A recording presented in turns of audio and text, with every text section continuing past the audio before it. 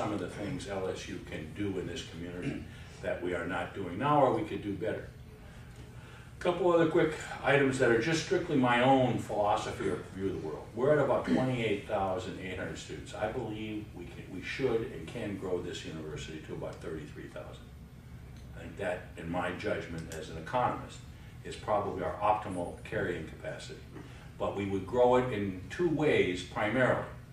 We would grow the graduate student population in some high quality graduate areas, and we would greatly increase the number of transfer students coming out of community colleges. You know, we just signed an agreement, actually 5 agreements with BRCC, called the Bears to Tiger track.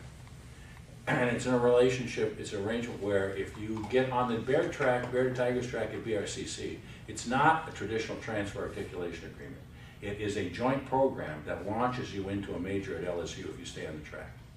It's for students who need a ladder, not a filter. And those students who we know are motivated but need the kind of educational experience you get as a platform at a community college, but can feel as though they're Tigers from the day they start. So that's one of the things we're going to do to increase transfers. And I believe we can about triple the number of transfers we get if we do it right. We get about slightly under 900 a year. I think we can get into the 2,000 plus and grow this graduate student population. In that process, we've got to make some infrastructure investments. So another piece of news, if we can pull it off, I'm working on this, it's much slower than I thought, is to form a public-private, effectively private, development corporation and redevelop the west side of Nicholson into new housing that would go maybe 3 or 4 stories high with some commercial and retail on the first level frontage, capable of subsidizing the housing behind it.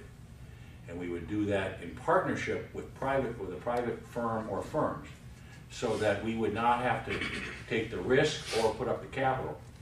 And I've said many times, what we bring to the partnership, this is my little rhyme, we bring land, a brand, we can create our own demand. And so there are several partners who want to join us in that, and if we could get that done, then that corporation, as many other universities have done, can reach into the community and do some other university-related development even beyond the campus. And as you know, Mike Marino and his company from Lafayette is developing Nicholson from downtown this way. So we've met with them to see if we can develop in the other direction and create a much more functional, pleasing, accommodating corridor on Nicholson and start doing that. So there's all sorts of those opportunities out there if we can, I hate the term think outside the box, I don't even know what the box is. If we can just think creatively and ask a different question than we frequently ask at universities. Too often, and I get myself caught in this, I ask the question, what's in the best interest of LSU?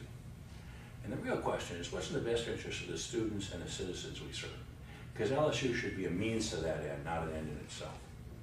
And so how do we ask, how can LSU be the great university it is becoming? And in the process, make this the great community it should reside in. And I don't have all the answers to that, but I'm certainly committed to trying new things. And one final comment. One of the nice things about having been around a long time and being quite a bit older than the average around here, is that my resume on the web is as big as it ever has to get. Yeah. I don't need any more of that. Now I'm in a position where I can do what I think is right, whether or not it builds your resume, because I'm not looking for another job.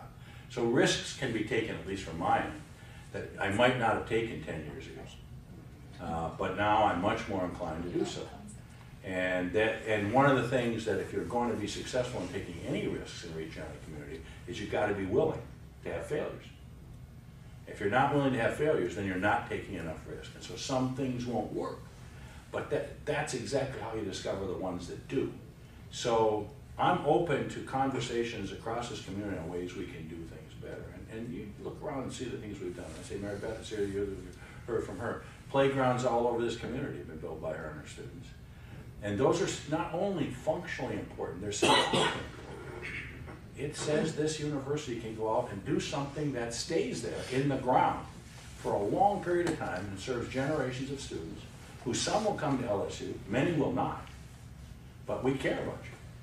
And so those kinds of things are, I think, powerful messages that the community can take back to their conversations and realize that we're willing to do all kinds of different things, including build great playgrounds. So I've been over to see a couple of them going up, and I'm always impressed with both the creativity and then the energy of those students and faculty and others who come out to build them.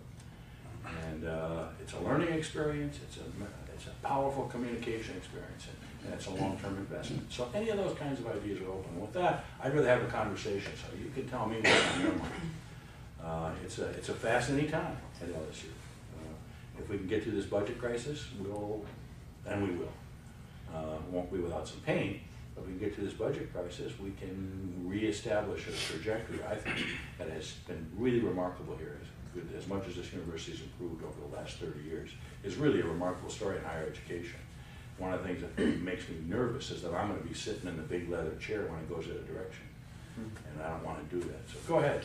Question for you. A number of years ago, we spent countless hours putting together a university long-term plan. Yeah. And I've lost track of the name because we've had so many long-term plans, but this would call, and this is in the context of your discussion about developing Nicholson. Yeah. The plan called for demolishing all that older married student housing and shifting Nicholson over along the easement of the railroad tracks. Is that still? We've had the conversation about shifting Nicholson, and we can't seem to get any traction, so to speak, because it's a state highway, and it's apparently very complicated. I'd like to move the railroad tracks too. There's a whole bunch of stuff, and you know, I wasn't here for the long-term plan, and maybe we're on it, but I'll tell you what it looks like to me. It looks like a place where we put stuff down when we couldn't think of another place to put it. Football operations, great baseball stadium, great softball stadium, but there's nothing that ties it together. Have you ever tried this? Because I'm a sports fan in some way. Baseball is my favorite. Baseball and softball are my favorites. You can't walk from the baseball stadium to the softball stadium unless you go all the way to River Road and around. And you would have thought that somewhere said, geez, there should be some walkways in between the U-High facilities and the university facilities, so it sort of was woven together. But you can't.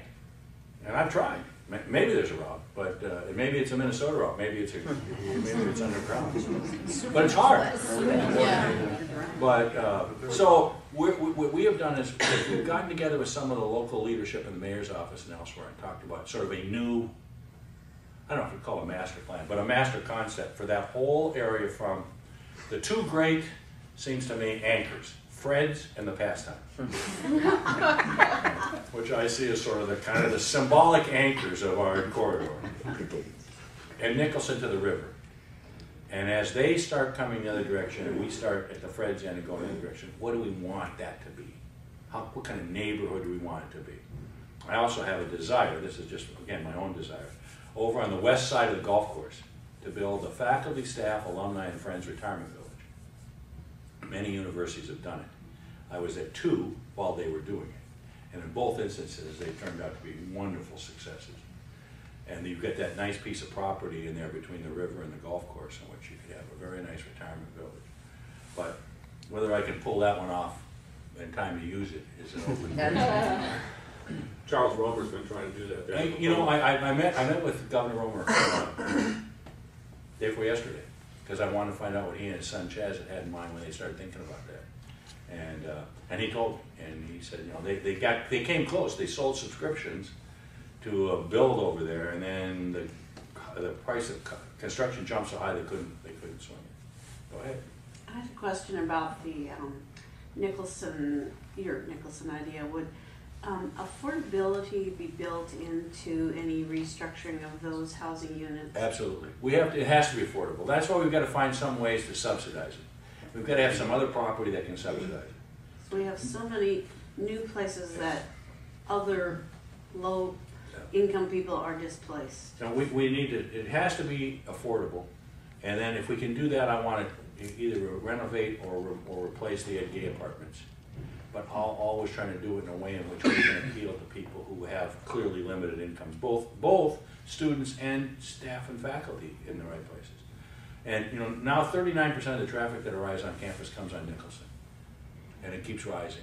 And I shouldn't be pejorative here, but instead of the front door to a great university, it looks to me like the loading dock of a great university, and I think it ought to look like and feel like a front door, but one that welcomes all kinds of people. So what we hope to do is start replacing those apartments from the old Alex Box Stadium moving north in phase. So you don't have to take them all offline at once. So you do a chunk at a time, moving north to the gate. And then we've approached a donor, who shall remain nameless at the moment, to build another UREC over on that side of campus, probably where the old women's softball field is, right behind the natatorium.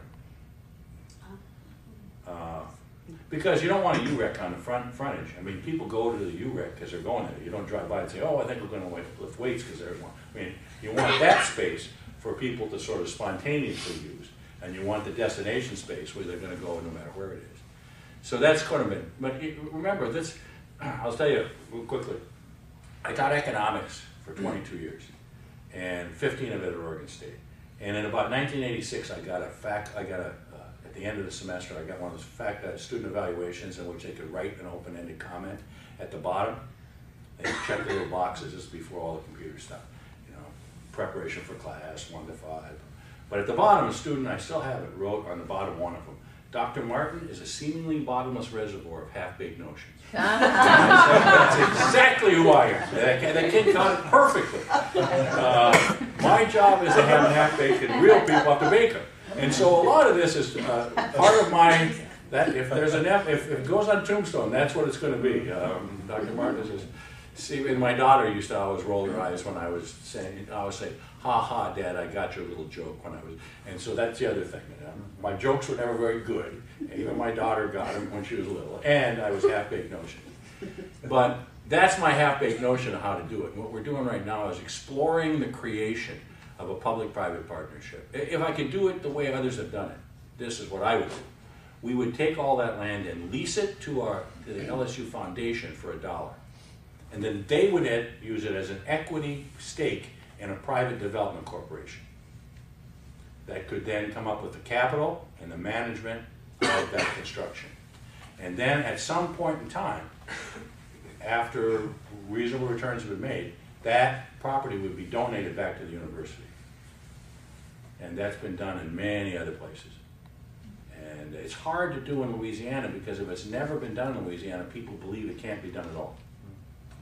And so I want to take some people, if we ever get a chance, to go out to the University of Florida and see Oak Hammock, which is a retirement community that was built that way. And it's fabulous. It's fabulous. And they did it through that kind of public-private partnership where the university foundation has an equity stake, a fairly large one, with a couple of private corporations in the building management of that facility. And there are many other good examples of that. So that's one of my dreams. The problem with dreaming is that the real world keeps you so damn busy signing stuff and dealing with budgets and requests from downtown that are seemingly meaningless to me, but to which we have to respond. The place is a great absorber of data. But none of it I can figure out, much of it I can't figure out, why would you want to know that? I mean, what good is it? How many left-handers do you have and what's your shoe size or something? And all kinds of crazy stuff they ask us for. So we're very busy answering. Go ahead. What is the plan out by GSRI? That's, we call that South Campus. The intention is to be like this.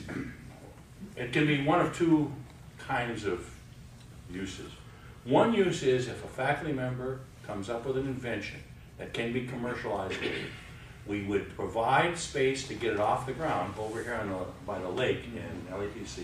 And if it took off, it could have a permanent location it would move to its own location on the South Campus. It would be a research industrial park. The other is, it could be a magnet for firms who want to come in and partner with the university who are already existing. So right now, we have a space out there where EA Sports has about 30 kids out there testing games. To me, I said to somebody, that would